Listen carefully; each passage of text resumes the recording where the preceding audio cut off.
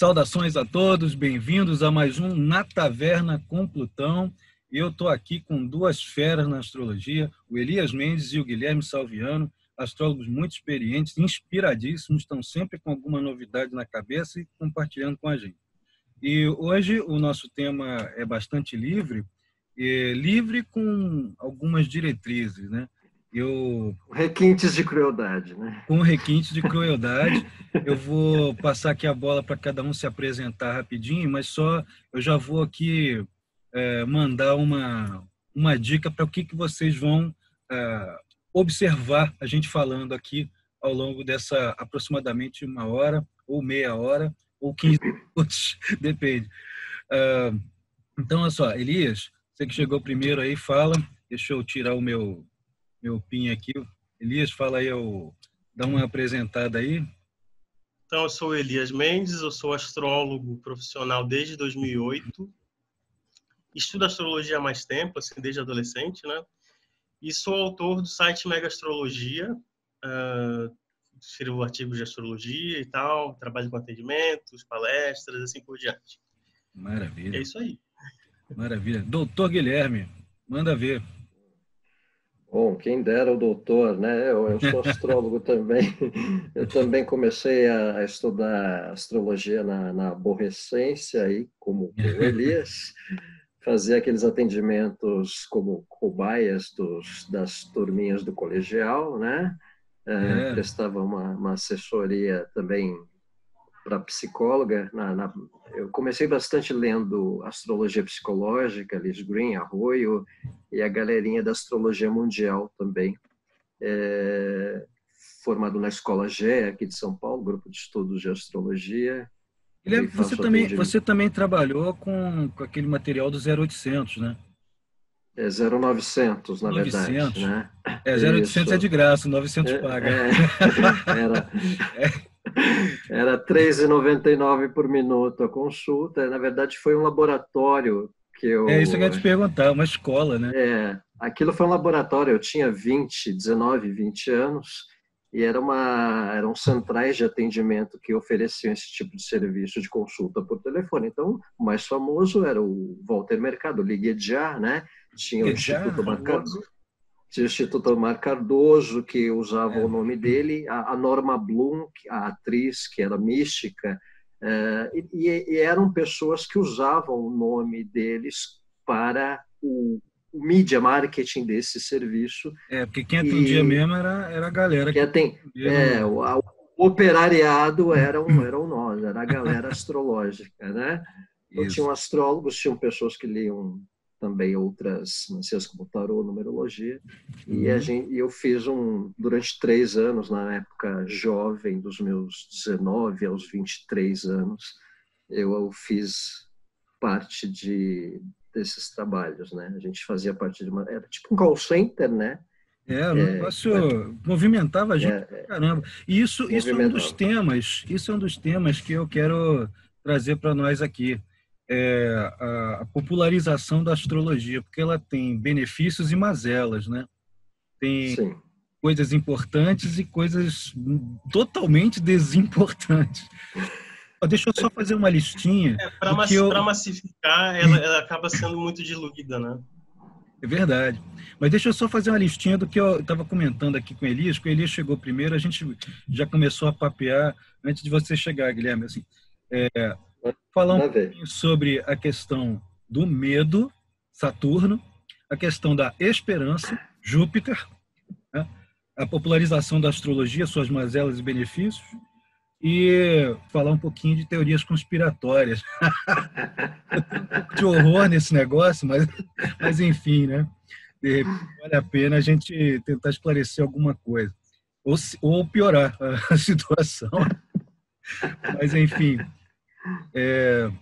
deixa eu passar aqui a questão, porque, primeiro, tem esse lance da popularização da astrologia, que,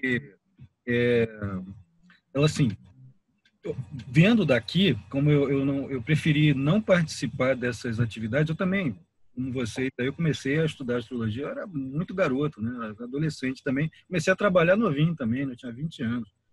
E aí...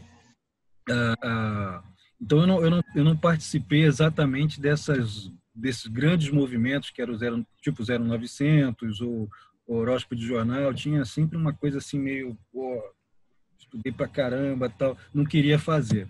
Mas a gente tem que reconhecer que isso popularizou, levou a astrologia para um monte de gente que não sabia nem da existência da coisa, que às vezes encarava o negócio como curiosidade e acabava descobrindo que tinha gente que sabia fazer o negócio, fazia direito, né? Saía bem, né? Como é o caso do Guilherme, né? Com certeza.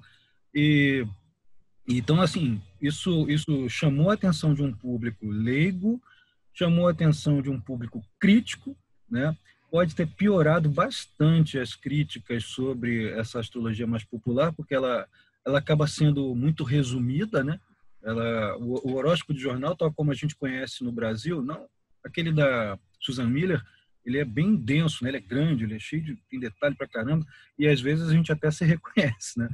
Agora, tem uns horóscopos que tem aquele parágrafozinho de três linhas só. Aquilo ali não... Parece o periquitinho da sorte. Né? Parece o periquitinho da sorte, né? Pois é. E às vezes quando eu leio esses horóscopos, eu fico tentando me esforçar para ver de onde será que tiraram essa frase. Que aspecto será que está? Pois é. Porque às vezes não tem nada a ver com nada do que está acontecendo, né? Você sabe que eu tinha um cara lá onde eu trabalhava. Eu morei em São Paulo um tempo, aí eu trabalhei num lugar, né, que era uma dubladora de filmes, né? E aí o sujeito falava que trabalhava no jornal, um pouco antes de trabalhar lá, e que ele era o astrólogo do jornal. Ele não entendia porra de astrologia, ele ainda achava que era uma bobagem, né? Aí ele falava que selecionava 12 papeizinhos, com cada um com uma bobagem, ele mesmo dizia, SIC, né? Era o que ele dizia, cada um com uma bobagem. Aí todo dia ele embaralhava os papeizinhos e lia o horóscopo. Olha, não deixa de ser um oráculo, entendeu? Não deixa de ser.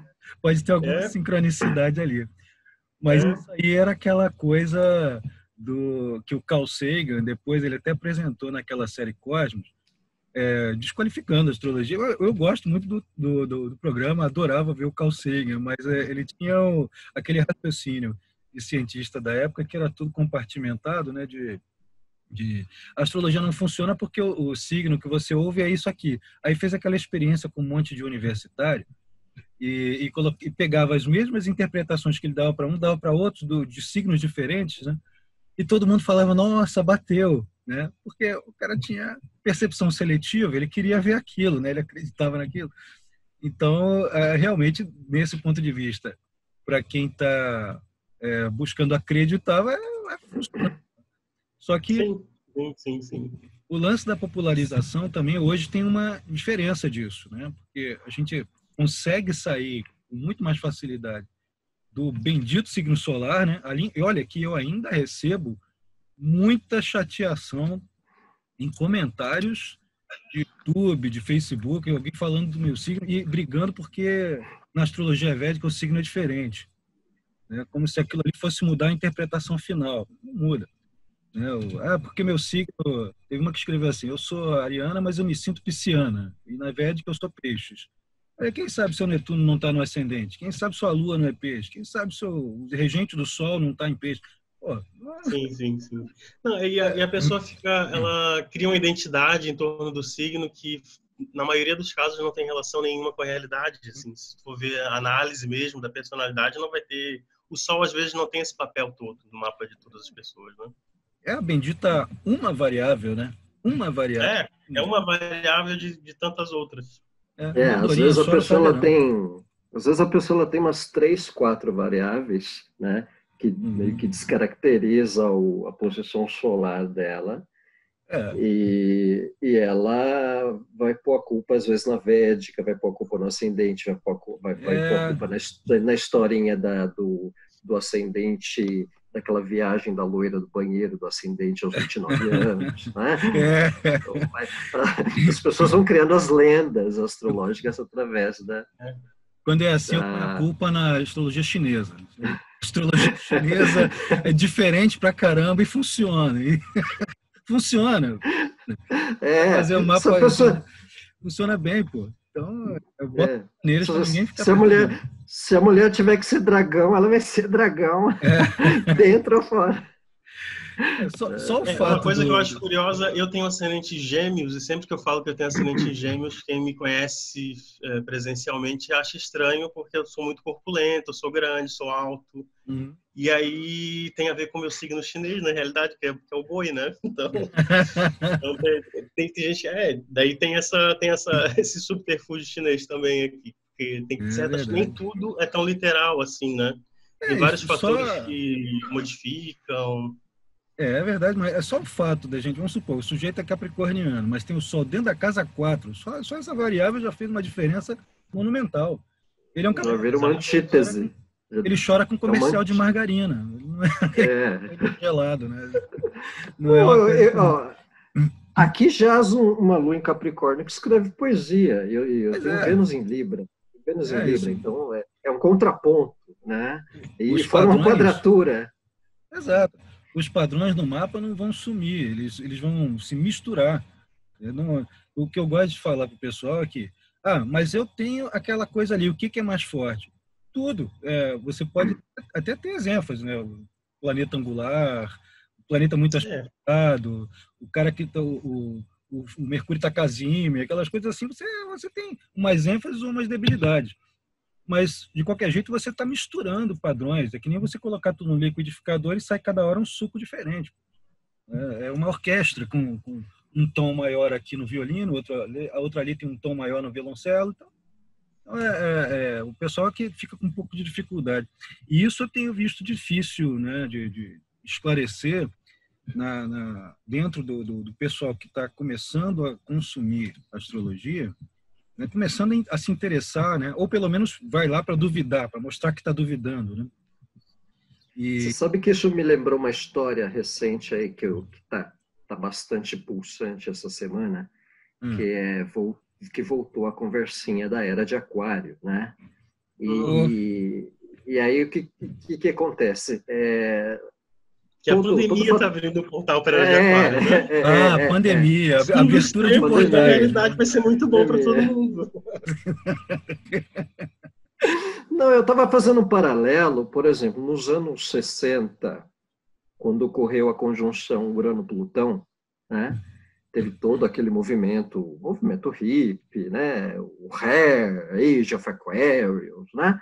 Aí, nos anos 90, aquilo voltou também, de certa maneira, com os espaços esotéricos, uma popularização da astrologia de maneira mais efusiva com os congressos, né?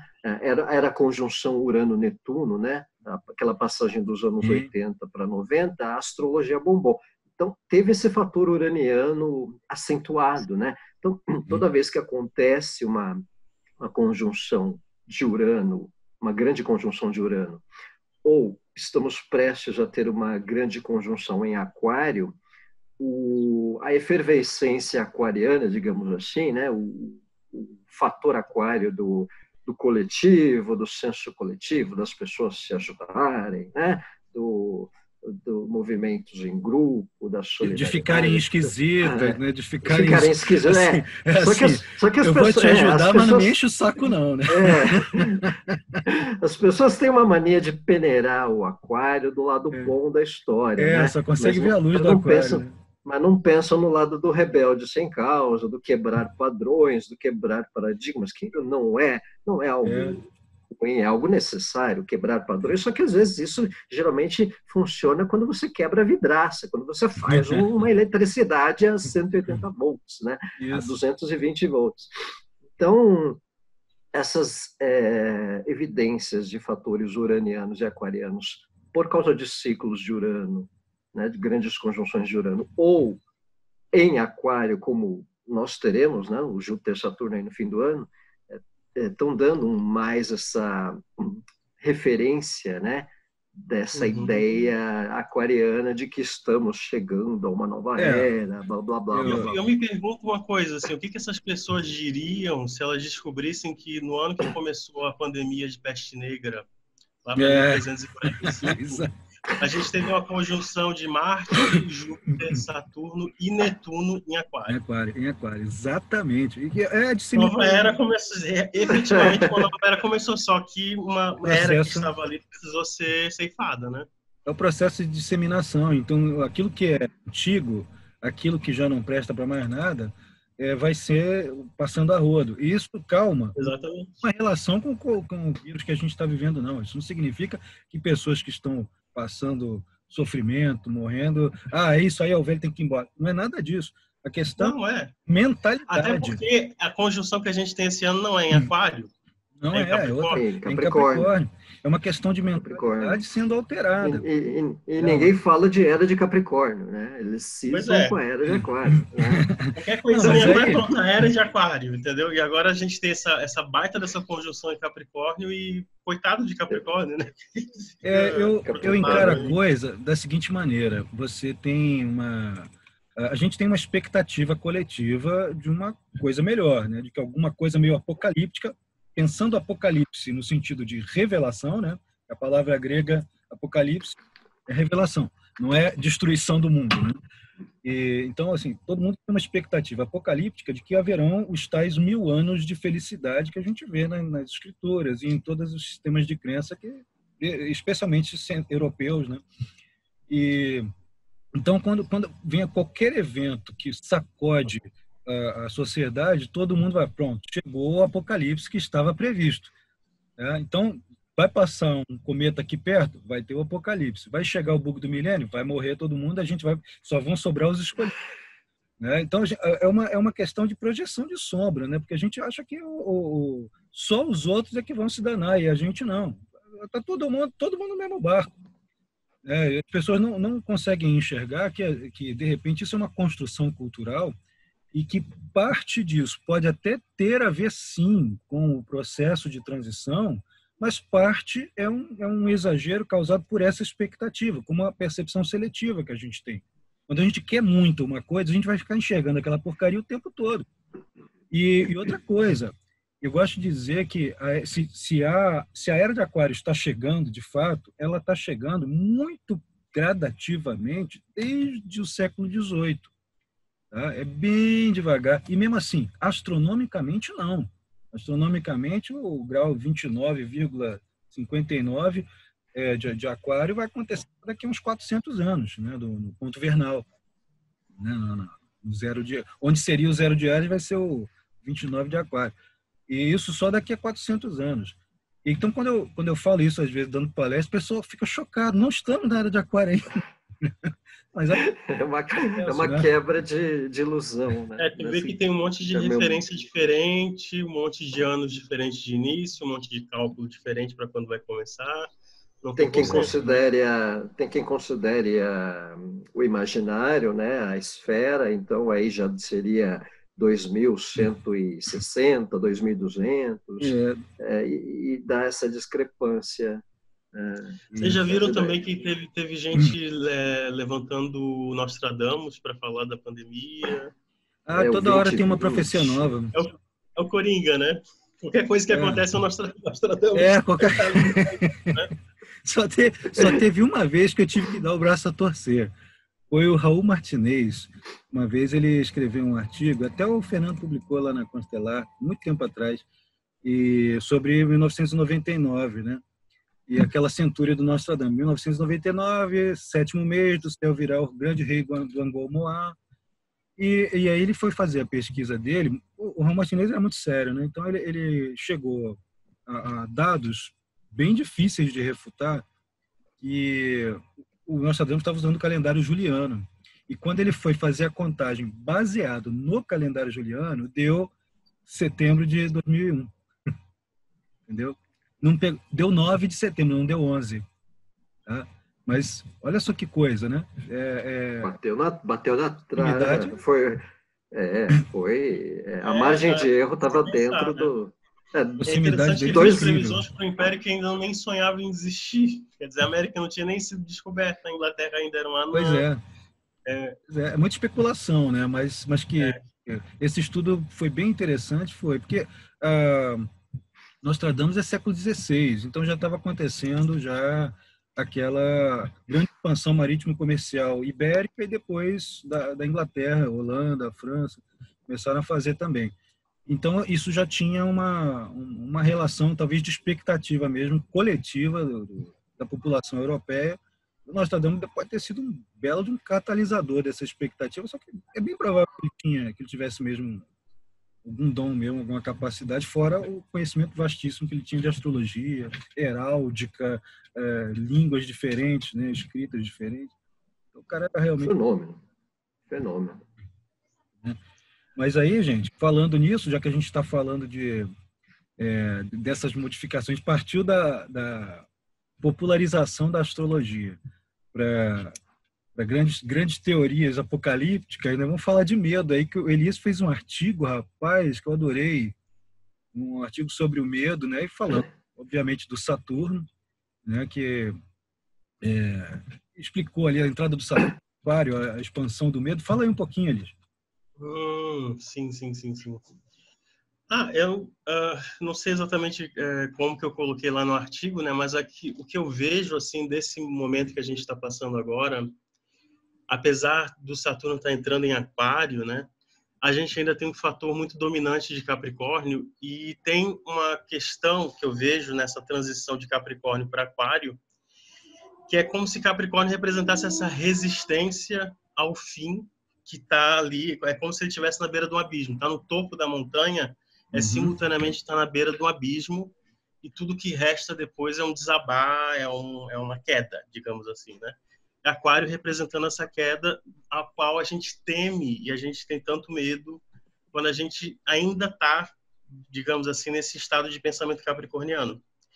Então, o que eu vejo desses acontecimentos de agora é que ele está elevando muito, assim, em nível coletivo, as questões relacionadas ao controle mesmo das pessoas, controle coletivo, digamos assim, das populações, né?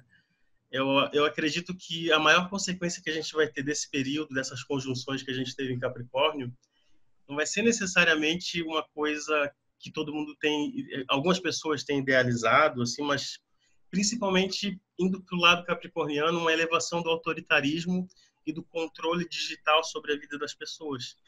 Porque esse estado de pânico coletivo que se instalou faz com que as pessoas fiquem abertas a isso. Elas acham que para prevenir, para garantir que a gente vai manter o que a gente conhece, vale a pena se entregar a um estado mais forte, a um estado maior, a um estado que controla.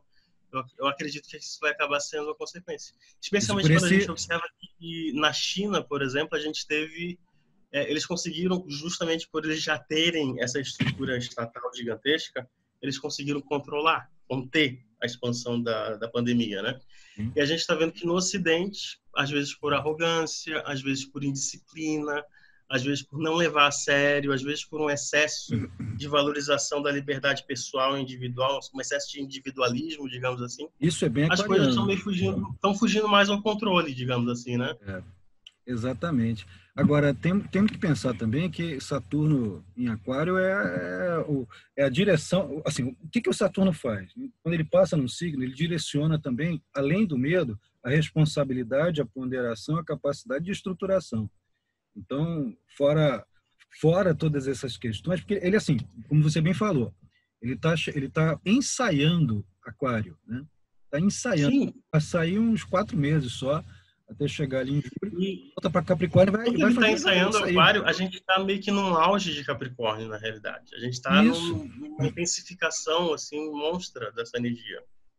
Exatamente. O Júpiter-Plutão em cima lá no finzinho de Capricórnio, né? Esses graus finais muito críticos.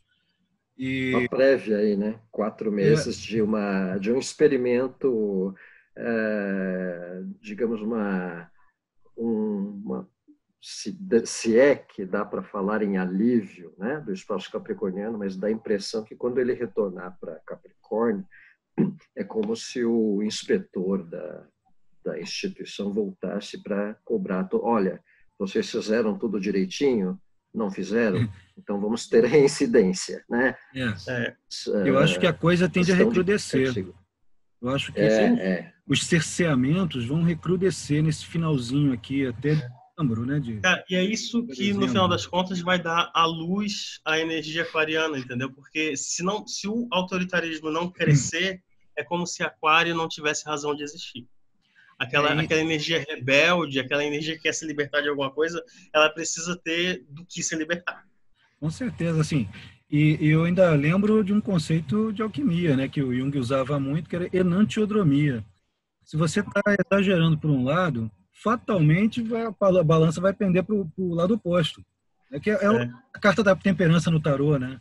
Você tá tentando chegar a um equilíbrio, mexendo com os dois opostos, até chegar a um meio termo ali, né? Enquanto não chegar a esse meio termo, a balança vai ficar trocando de lugar. E toda hora fica todo mundo, a massa fica indo e voltando com ódios, repulsas, isso e aquilo outro, justificativas das mais estapafúrdias possíveis.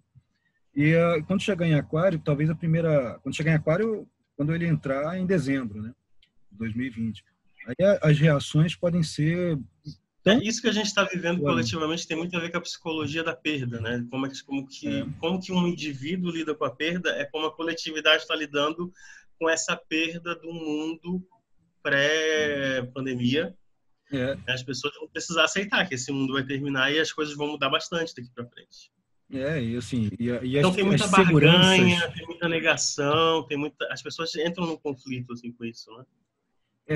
O Saturno em Capricórnio, ele também ele faz as pessoas se apegarem muito, porque não é só o Saturno em Capricórnio, mas o Plutão, até o Júpiter passando ali, ele é um recrudescimento dos sistemas, assim, o que me torna seguro, né?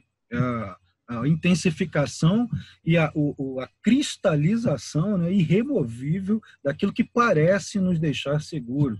Então, vamos voltar para um passado, vamos voltar para alguma coisa que antes eu achava que funcionava, e de repente aquilo ali está caduco. Quando ele agora entrando em Aquário, essa percepção coletiva ela vai sendo imputada paulatinamente, né?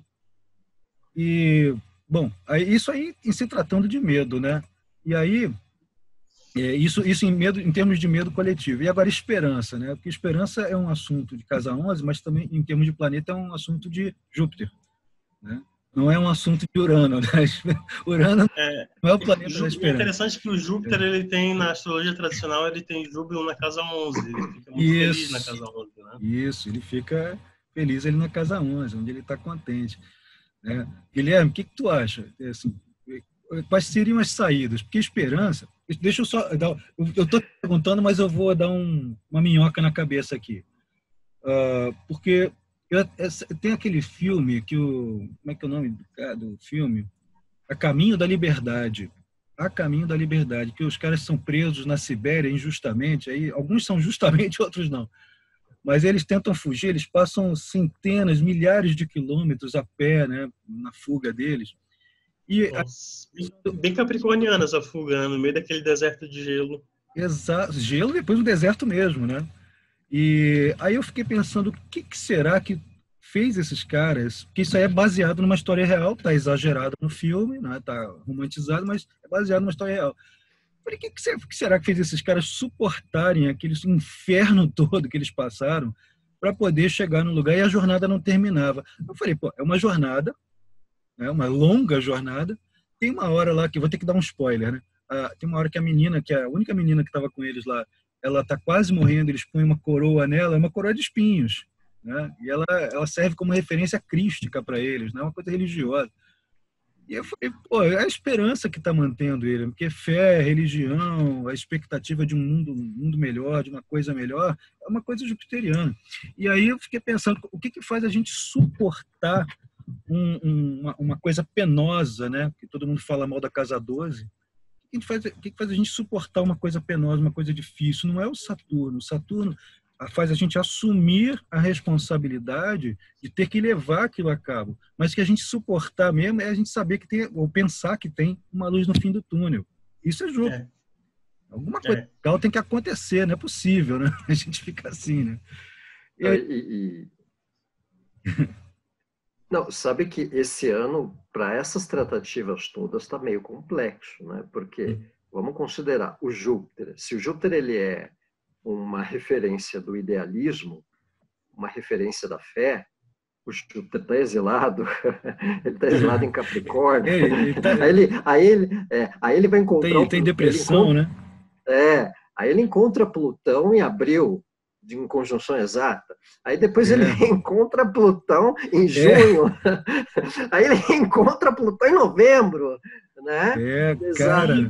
Para finalizar, ele encontra Saturno no final do ano, né? Para finalizar, ele encontra Saturno no final do ano, porém, com detalhe. Eu acho que o encontro de Saturno é pior do que com Plutão, viu? Eu acho que ele é mais... Então, talvez o alento é que o encontro com Saturno não será com Júpiter em exílio, será com Júpiter já em Aquário. Né? Ele já não está numa situação, ele está meio peregrino ali, mas não está mal, né? Isso. Então, dessa forma, pode ocorrer, de repente, a partir do fim do ano, um pouco uma expectativa, uma amplitude melhor de um consenso de idealismo ou de redirecionamento, um recalcular a rota, digamos assim, né? Para projeções, para o longo prazo, né? Eu acredito que é como... O que tu acha que é essa conjunção atual? Desculpa te interromper, mas assim, você tem um olhar legal sobre essa conjunção Plutão-Júpiter, né? Que você... Júpiter-Plutão. Porque o Júpiter é tudo que toca expande, né? Faz sim. O Plutão crescer também, né? A partir do momento que a órbita da conjunção chegou, a pandemia virou mundana, né? Quando Júpiter chegou numa distância de 6, 7 graus ali, fevereiro para março, né? O mundo se deu conta que, né, estamos perdidos, né? Vamos abraçar o capeta, entre aspas, né? Então, estamos todos num consenso de que o mundo está numa pandemia. Então, parou desde das coisas mais usuais, desde o entretenimento, né? Se deram conta de que tiveram que suspender Olimpíadas, suspender novelas, suspender gravação, suspender a vida e entrar numa restrição. Só que, ao mesmo tempo, o Saturno entrou em Aquário. Então, houve, de certa maneira, um choque de realidade no sentido de que a restrição era necessária em boa parte dos lugares, né? Porém, havia as rebeldias sem causas, até porque Saturno em Aquário, sem uma rebeldia sem causa, não também vai estimular essas rebeldias, vai estimular assim, nisso que eu me empenho, essa é a causa a qual eu me dedico e sai da frente porque eu vou te combater. Isso, por aí. Capar Urano, né? O Saturno capa Urano justamente por um ato de rebeldia. Isso aí é o mix do mito. Saturno para Capricórnio e para Aquário. Essa é a brincadeira ali.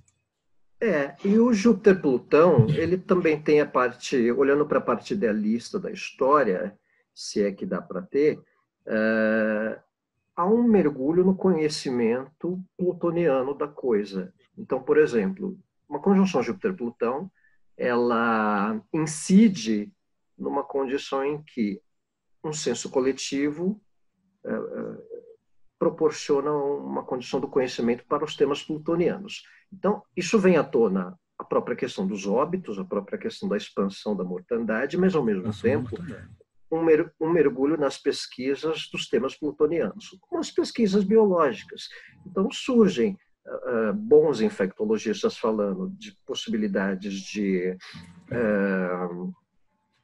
a questão dos anticorpos, de quem de repente sarou do coronavírus para uma possibilidade de defesa do mesmo, a própria elucidação da medicação, né? Justamente nessa semana da conjunção Júpiter-Plutão, o povo está botando pilha na tal da cloroquina, né? A fé sobre a mortandade. De certa forma. Júpiter assim, sobre a mortandade Plutão. Então, é como se fosse um alerta, é como se o instante da conjunção exata fizesse as pessoas meio que tiverem um reimpulso, né? uma reação ao que está acontecendo, de certa forma, a todo custo, né? Vamos assumir a responsabilidade, custe o que custar, né? Vamos ver se isso funciona, porque agora é hora de não fazer juízo de valor, digamos assim, com ética, blá, blá, blá, blá, blá, blá. Então, é como se o Júpiter-Plutão colocasse esse paradoxo, né? De um de um idealismo dentro de um senso de realidade, uma reação a uma condição que, de certa maneira, faz com que haja um mergulho nas próprias pesquisas, no próprio conhecimento. É um planeta associado ao conhecimento, numa troca ali com o planeta associado ao que é profundo. Então, acho que as pesquisas envolvendo biologia, as pesquisas envolvendo mutabilidade, todo o tema de cura, de certa forma, vão ficar mais intensas ou querendo serem postas em prática ou antes do tempo. Né? Acho que, de certa forma, é dentro desse contexto. Sabe o que eu acho também? Geral. Que a função do Plutão do Júpiter com Plutão, porque é o Júpiter que aplicou, né? O Júpiter é o mais rápido. Ele dá uma expansão para outros detalhes importantes, além do aumento do interesse em pesquisa científica no meio de uma época em que a ciência está sendo colocada em xeque, né? Está sendo questionada duramente, né? Isso aí é um paradigma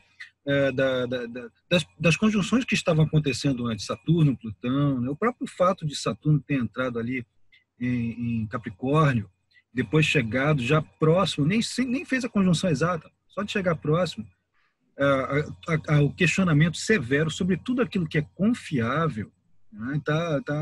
Isso aí já faz 2 anos e pouco, né? Como é que a ciência está sendo encarada pela população de diversas partes do mundo, aqui no Brasil, então nem se fala, né? E então aquelas coisas que a gente tinha certeza de que eram seguras, confiáveis, duráveis e estáveis estão caindo por terra, ou pelo menos estão tendo que provar que são realmente factíveis, que são funcionais. Aí o Júpiter vai e toca Plutão. Eu tenho visto um fenômeno curioso, mas esperável, que é um aumento da procura por psicologia. Por quê? Tá todo mundo ficando deprimido, meu amigo. Tá todo mundo ficando em crise de ansiedade. As estruturas... É uma pandemia paralela, né? A gente entra numa situação em que as seguranças todas estão em xeque. E se vocês olharem bem, também tem... Eu até compartilhei o desenho do mapa aqui para todo mundo ver, né? O eixo nodal ficou aí 1 ano e pouco, né? Ele passa 1 ano e pouco em cada signo, 1 ano e pouco passando aqui em Câncer Capricórnio. Ou seja, tudo aquilo que nos dá alicerce foi colocado em xeque durante esse período todo, né? Ao longo desse 1 ano e 8 meses, mais ou menos, que no do ano ali, né? E ele vai entrar agora em Gêmeos e Sagitário em maio. Em 5 de maio vai entrar o eixo nodal no eixo Gêmeos Sagitário. Aí eu quero saber de vocês o que vocês acham. Eu já tenho até uns videozinhos aqui meus prontos falando sobre isso, mas eu quero ouvir a opinião de vocês porque vai acrescentar muito. Dá uma dica aí. Olha, o que eu já li de astrologia tradicional é que o eixo nesses signos e os eclipses nos signos de Gêmeos e Sagitário, eles estão associados a pestilências. Entendeu? Eu tenho um vídeo aqui sobre por isso justamente que se coronavírus. diz que o nó do norte ele fica domiciliado no signo de Gêmeos e tem queda no signo e o nó do sul tem domicílio no de Sagitário, né? Tem a ver com esse fator disseminante deles, entendeu? É incrível, né? Porque e tem que ter, porque se você pensar bem, o nó do norte ele tem natureza jupiteriana. Então, Júpiter toca, se alastra, né? Agora, sabe o que eu observei? E tem um vídeo ali no canal sobre o coronavírus mesmo. Eu fiz uma pesquisa sobre várias pandemias e epidemias diferentes. E fui lá na peste negra. Aí o que eu notei? Que nesses 3 eixos, Touro, Escorpião, Gêmeos, Sagitário e Câncer, Capricórnio, é onde a maioria delas acontece. Uma ou outra vez sai disso. Tá? Assim, muito pouco. Teve um que só... Está sempre circulando o Gêmeos Sagitário, né? Isso, está sempre circulando o Gêmeos Sagitário, que é o alastramento. E toda vez que alguma coisa pulmonar, sai do Câncer e vai para o Gêmeos. Muito louco, né? E a maioria das pandemias, elas têm essa característica porque são as doenças que se transmitem mais facilmente pelo ar, né? E ar, pulmão, é Gêmeos, né? A peste, a gripe espanhola, perdão, ela teve esse eixo, né? Ela teve o eixo dos nodos Sagitário Gêmeos, né? Sim. Em 1918, eu estou aqui no uma telinha paralela que eu abri aqui, que eu anotei. Foi um negócio terrível. E é tudo nos Estados Unidos, já reparou? E naquela época... É tudo ali. E naquela época teve Júpiter-Plutão conjunção em Câncer, né? Então, assim, só. Júpiter conjunção Plutão em Câncer, que nos em cima 4 de julho. Fora isso, pegou, as teorias, a maior parte das teorias sobre o mapa dos Estados Unidos sempre coloca o ascendente ou em Gêmeos ou em Sagitário. Eu sou parte do Sagitário no ascendente, por causa do cowboy, né? Da coisa do fantástico, da expansão territorial e cultural, política e tal dele. Então, assim, é muita coincidência demais para a gente achar que o negócio sempre recai justamente lá. Né? Olha, o que eu estou vendo aqui é que a gente está com o nó do norte exatamente onde ele estava em 1350, que foi no meio, eu acho que o auge da peste negra, né? Foi. Olha isso. Lembrando esse mapa aqui, esse mapa que a gente inclusive, a gente está agora 10 de abril, né? Deixa eu ver aqui. Eu não sei se a gente não está no mesmo ciclo de Saros, porque ele está nas mesmas épocas, nos mesmos lugares. Então, provavelmente é um ciclo parecido. Esse mapa que a gente está vendo agora na hora que a gente começou a conversar. 10 de abril às 11 horas. Aí a gente começou falando aqui geminianamente, né? De expectativas, medos, coisas internacionais, ação. Isso é a cara da conversa da gente. Olha aqui, ó, medo da morte aqui, ó. A Lua no fim do Escorpião aqui. Eu nem abri aquele... mas em trígono com Netuno, né? Falando também aliás, de trígono com Netuno e com Mercúrio, né? E Peixes. Então tem um elemento assim de buscar essa... O idílico. No fim do túnel mesmo, essa esperança, enfim, alguma coisa, né? Buscar o idílico. Uma redenção. Aliás, eu estava vendo o Quiron, não sei como vocês lidam com o Quiron, mas na época da amor e ódio. Espanha. Na época da gripe espanhola, ele estava em Áries ali em 1918 também, né? Na época da gripe espanhola. Então, eu não costumo deixar ele aqui, mas eu vou até colocar no meu programa para ver. É o retorno uma relação de amor e ódio com esse treco. Uma relação de amor e ódio com ele, porque... Eu também. Quando ele apareceu, assim, que todo mundo começou a comentar, desde os anos 70, né? Eu falava, isso aí é coisa para vender livro, né? Mas depois de comentar, rapaz, meu negócio é muito literal, né? Muito, muito igual. Então, eu adotei. É muito forte mesmo, característico. E eu tenho raiva dele porque ele funciona muito. E tudo que ele toca dói, né? Tudo que ele toca machuca. Um problema. Sim. Tá no mapa, tudo quanto é catástrofe, assim, ou ele tá angular, ou ele tá conjunto aos fatores representativos da catástrofe. Tá no... Se não me engano, o mapa americano tem Quiron nessa posição, né? Né? Em Áries? Deixa eu só conferir aqui, mas se não me engano... Deixa que eu ponho aqui. Eu não sei qual é vou compartilhar aqui o mapa dos Estados Unidos. Ele é a posição mais comum, né? Porque eu acho que, se eu não me engano, ele fica 10 anos em Áries, né? Sim. O mapa americano tem Quiron em Áries, sim. Tá? E eles estão naquela... Eles estão naquele ciclo... Eles só estão no retorno de Plutão, né? Então, Plutão esteve... Esse aqui é o mapa que eu adoto, tá? Não sei se vocês adotam outro, mas é esse aqui com ascendente Sagitário, 1650 em dela. Para os Estados Unidos, é o que eu conheço também. É o que eu acho que mais bate, igualzinho. Você sabe que eu experimentei o do ascendente em Gêmeos por um detalhe. O Daniel Ruggiero usava, né? Eu uso por um detalhe, o Marte no ascendente. Que o ascendente em Gêmeos foi o Marte no ascendente. E aí, aquela ideia de se meter em guerras que não são deles, às vezes, hora, né? Sabe? Toda hora. Agora, olha só, desculpa interromper, mas agora eu estou olhando aqui o Quiron e eu queria só perguntar uma coisa para vocês. Vocês chegaram a ver na época da Peste Negra? Porque eu coloquei aqui no meu programa, assim, ó, ele não mostra a posição para aquela época. É como se não tivesse efeméride para aquela época. Me dá o ano certinho para eu recalcular aqui. É 1350. Só para ver onde é que estava o Quiron, 1º de junho de 1350. Vou botar aqui 0. Eu acho que eu sei. 1350 é o meio, né? Mas foi de 1345 a 53, na real. É o meio. Deixa no meio que assim a gente tem uma... Vou colocar aqui... Greenwich. Porque o que eu já li é que tem uma característica dele ter uma órbita bem irregular, né? E às vezes não é possível calcular essa órbita para muito tempo depois, entendeu? Vocês estão vendo aí o desenho? Estão vendo aí o desenho? Olha lá, ó. Quirón e Touro. Tá, esse aqui. Então, o Quirón estava em Touro, 23 graus. Eu não entendo. Eu Então, estou usando o Solarfire, mas ele não mostra o Quirón nessa época. Só atual. O Quirón, a peste negra, ela começou uns 7 anos antes em algumas regiões. E o Quirón estava em Áries. Né? O Quirón estava em Áries. Mas olha o meião, o que estava acontecendo no meião? Olha aqui. Tinha Saturno, Plutão em Áries. Ela tinha uma conjunção de Plutão e Urano em Áries também, né? Teve.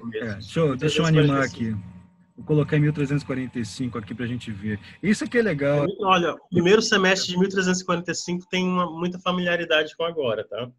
Que é onde ocorreu aquela conjunção Júpiter, Saturno e Marte. Aqui, ó, 1345. Apesar de que naquela época era tudo aquário. Aqui a gente está tendo Capricórnio, na real, né? Exato. Ó, 1345, junho, Júpiter e Saturno aqui em aquário, né? Tava Plutão e Urano em Áries. Urano já Isso. Tocado aqui. O Quirón estava saindo, tinha acabado de sair. Saiu um pouquinho antes de junho, de Áries. Olha... Detalhe, 1350, 1353, os nodos também estavam no mesmo eixo ali, Câncer, Capricórnio. Deixa eu fazer o seguinte, eu vou recalcular esse mapa aqui com vou fazer um mapa com o zodíaco solar, espera um pouquinho, que é o zodíaco de 0 de Áries. Aí a gente pode mexer nele à vontade. Deixa eu ver aqui, é isso aqui. Deixa eu compartilhar para compartilhar de novo. Porque vai ficar legal a beça assim que eu mostrar aqui. Isso aqui que é legal da gente fazer, muitas vezes, pesquisa astrológica em conjunto, trocando ideia, quebrando a cara. É sensacional, assim, né? Porque você revê a história. 53, olha, no zodíaco solar, tudo se pauta numa relação aqui, tem planetas muito rápidos e o Quirón, em Gêmeos, né? Só que essa época aí é quando estava terminando. Acho que tem no final. De alívio, né? Já morreu um monte de gente, agora vamos recomeçar. Isso, foi uma época que os historiadores caracterizam assim, como uma época positiva, por mais que, por estranho que pareça. Assim. Com desenvolvimento intelectual, literário, científico. Inaugurou o Renascimento, né? Eu atribuo ao Quirón em Gêmeos. É o pré-renascimento, você já está no tarde do século XIV. Então, quando você está... Assim, é o pré-pré, né? Pré-renascimento. Uhum. Chega ali no século XV. Você está tendo esse primeiro alívio. Urano aqui está em Touro, teve todas essas reformulações violentas econômicas. Né? Olha outra coincidência que a gente está tendo aqui. Urano em Touro, né? A gente tem em grandes cataclismos humanos, assim, Urano em Touro a Segunda Guerra está presente. Segunda Guerra. Uma porção. E tem a ver com essa insegurança alimentar, que eu acho que é o princípio básico do Urano em Touro, sabe? O Touro tem como essa base a alimentação, a vida, a sobrevivência, a manutenção. E Urano vem trazer um elemento de instabilidade para uma área que é tão sensível, né? Tipo, se eu não tiver aquilo, não sobrevivo, entendeu? Eu também penso no seguinte. Fala aí, Guilherme. Tem um conceito... tem um conceito aí da ideia da dignidade de Urano. Não sei se vocês consideram dele estar em queda em Touro, né? O que eu sempre vejo é ele exaltado em Escorpião e queda em Touro, né? Exato. Então, eu tenho uma dificuldade de aceitar isso. Eu até, né... Cara, mas assim, Escorpião não existe signo mais subversivo, não existe signo mais mas assim, rebelde, mas num sentido assim do quebrar tabus, eu acho que faz sentido. A quebra do tabu, eu acho que faz sentido. Eu acho que faz sentido. Só que eu tenho aquela dificuldade que o clássico ortodoxo tem na hora de fazer as regências e sub-regências e exaltações dos planetas saturninos. Eu fico assim meio... porque ela não faz sentido geometricamente, né? Exatamente. Nada faz sentido geometricamente quando a gente pensa assim, né? Exatamente. É uma questão de afinidade do que do que a gente tem observado desde que foi descoberto o planeta. Eu acho muito mais difícil fazer isso em relação a Plutão, já que, assim, ó, por mais que tenha história, a gente não viveu ainda nem a metade do ciclo de Plutão. Quer dizer, a gente está na metade do ciclo de Plutão. Mas a gente não viveu nem a metade do tempo de um ciclo total de Plutão. A gente só viveu da descoberta dele. 1930 vai levar 150 anos só para ele dar uma volta completa, entendeu? Ele não tem 100 anos ainda. Para completar 100. Sabe o que 90 esse lance aí do Urano em Touro? Não se você for fazer a continha do quando Plutão esteve por Capricórnio, da última vez foi na Revolução Americana, né? Na Independência Americana. Depois ele passa para Aquário. Isso. Quando ele passa para Aquário, que nós vamos ter isso em 2025, está muito perto, você tem a consolidação do desenvolvimento americano ali. Aí começa a ter todas as expansões, tanto ideológicas, políticas deles lá, como a influência deles externa. Fora isso, é uma expansão também do pensamento iluminista que estava na Europa, transportado, transcodificado para os Estados Unidos daquela época. O pensamento iluminista ele começa a reirradiar depois que o Plutão entra em Aquário e passa ali, ele fica ali uns 20 anos, 20 e poucos anos, passando em Aquário. Nós vamos ter isso aqui agora com outro paradigma, de 2025 a 2043. Olha só o tempão que a gente vai ter com essa reviravolta. Se tiver que entrar uma era de Aquário por ali, tem que ser, né, boto aspas aí no que eu falei, tem que ser nessa grande extensão de tempo em que as cabeças têm tempo para maturar, digerir essa coisa, né? Ainda assim, eu acho que o signo de Aquário não vai ter esse impacto todo nesse século. Tu vê que a oposição de Plutão e Urano que a gente vai ter já vai ser em Peixes. Então a gente vai ter muito mais essa dinâmica da classe trabalhadora, Urano em Virgem, oposição a Plutão em Peixes, as massas, o coletivo e assim por diante, né? A Terra, nessa hiperpopulação que ela se encontra, está 8 bilhões agora, vai chegar provavelmente a 9 bilhões para lá, talvez mais, entendeu? Dependendo de como é que as coisas vão continuar. Se chegar. Eu acho que a crise vai ser essa, a crise da superpopulação e a crise do como é que é? Do aquecimento global, né? Que tanto se fala, que agora até a gente esqueceu, né? Eu acho que vão querer levar a sério a história da tal colonização para Marte, né? Porque não vai caber. Tem uma coisa que vocês falaram aí que me chamou a atenção. Tem uma doença mortífera para a gente lá também é alta. Tem bactéria lá. Agora, olha só, o Urano em Touro, eu gosto de ver o Urano passando em Touro com esses recrudescimentos ideológicos, com essas crises econômicas que são sempre acompanhadas dele, como um conjunto com o Urano em Áries, porque a coisa toda começa ali. Quando o Urano passa em Áries, você tem verdadeiras cruzadas que não são necessariamente terminadas de serem postas em prática. Então, todo mundo faz flash mob, todo mundo se reúne para fazer não sei o quê, começam as grandes ideias. É uma cruzada mesmo. Aliás, as cruzadas... É o início da afirmação, né? A gente só começa a ter algo concreto, começa a aparecer as coisas mais corpóreas no signo de Touro mesmo. Exato. E as cruzadas começaram com Urano em Áries. Mas aí a desgraça toda chegou quando Urano chegou em Touro. A mortandade toda, né? Aquela pancadaria. A conta veio com Urano em Touro. Né? Porque aí as pessoas aderem, né? Elas fazem um grande movimento de adesão a alguma causa salvadora, idealista, que suplante todas as agruras e impossibilidades da vida cotidiana comum. Aí os caras engajam naquela coisa e não estão previdentes com as consequências daquele ato tão impulsivo. E aí, quando ele entra em Touro, ele começa a ter todos os revés. Vem o processo de enantiodromia de novo. Aí começa a ter fome, a pancadaria recrudesce, sistematiza-se o procedimento que antes era só puro e ideal, e aí vira uma coisa bem fascistoide, né? Fica complicada pra caramba. Isso que aconteceu também na Segunda Guerra. O movimento, o nazifascismo, eles começaram a crescer com o Urano passeando ali em Áries. Quando entrou em Touro, aí o bicho pegou, porque já estava... Assumiu o poder, né? Já tinha tudo sido tomado. Aí os Estados Unidos entram na guerra, aí é um pau come geral, né? É interessante que assim, o mapa da ascensão nazista tem Sol em conjunção a Saturno em Aquário.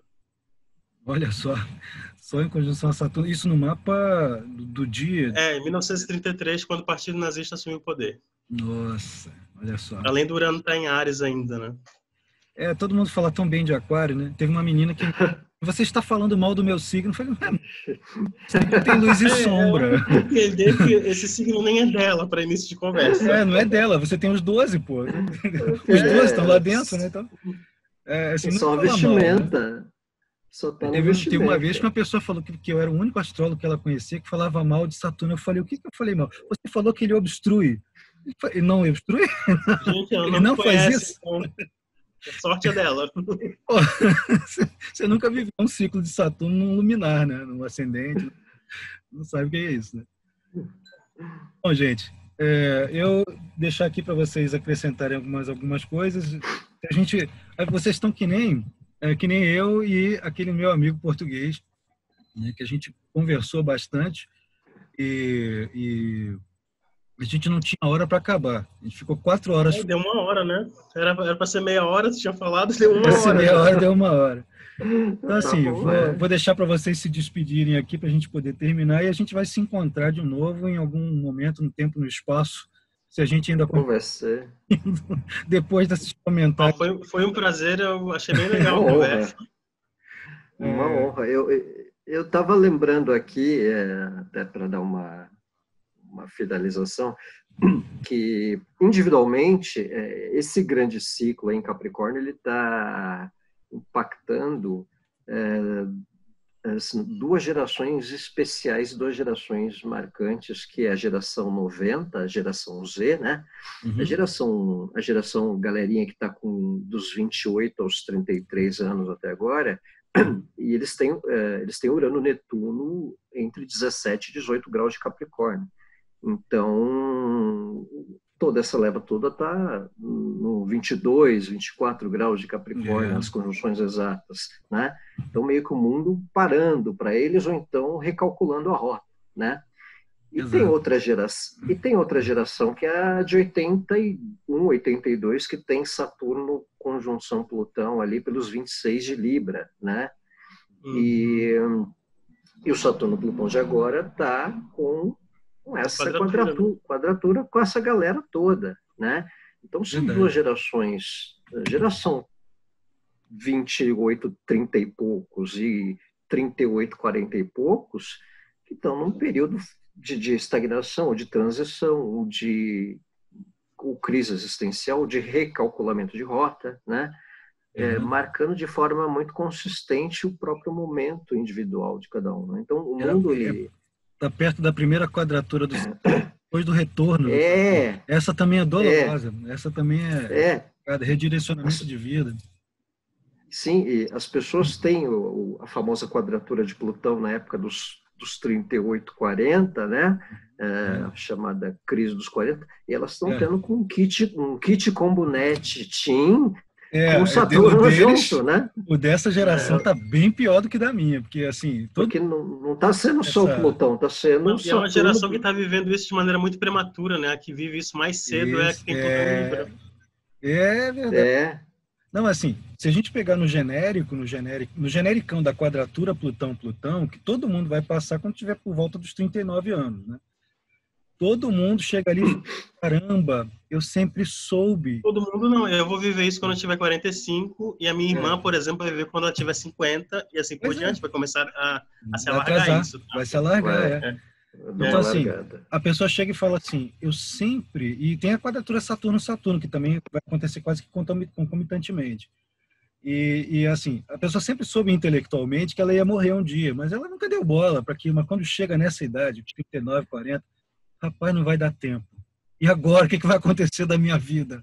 E a pessoa, ela primeiro se assusta, entra em crise e começa a tentar funilar os interesses para alguma coisa realmente realizável, né? Alguma coisa que ela... É um amadurecimento, talvez, principal depois do retorno, que é lá nos 29. E esse aí é duro, viu? Porque você sabe que você está enfraquecido. Eu tô me aproximando desse momento já. Eu sou de 85. Então, você está chegando aí.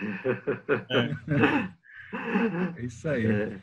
Minha gente, é isso aí. Eu vou encerrar então por aqui. Foi um prazer gigantesco conversar com vocês. Eu espero que a gente É um possa Prazer meu. mais umas 50 mil vezes, especialmente se for presencial, né? A gente sentar. Por favor, por favor. É isso aí. Feliz. É isso, gente. Um grande abraço. Eu vou me despedir Obrigadão, Holanda. de todos. Obrigado a Um vocês. abraço. Valeu, Elias. Abraço. E uma Até a boa Páscoa próxima. para vocês. Para Boa vocês Páscoa. também. E uma boa Páscoa para todo mundo. Esse vídeo vai ao ar um pouquinho depois, né? 1 ou 2 semanas depois dessa gravação. A gente avisa, vai anunciar. E desejar a todo mundo que mantenham o Júpiter aceso, né? A esperança ligada. Porque não vai adiantar porcaria nenhuma ficar em pânico. Tem que fazer a coisa direitinha, seguir o roteiro médico, continuar trabalhando na medida do possível, e encontrar alternativas, confiar um no outro e ajudar um ao outro. É isso aí que tem que fazer. Tá? Um abraço. Joia. Mesmo. Mais. Abraço, Holanda. Abraço, Elias. Prazer. Um abração, tchau.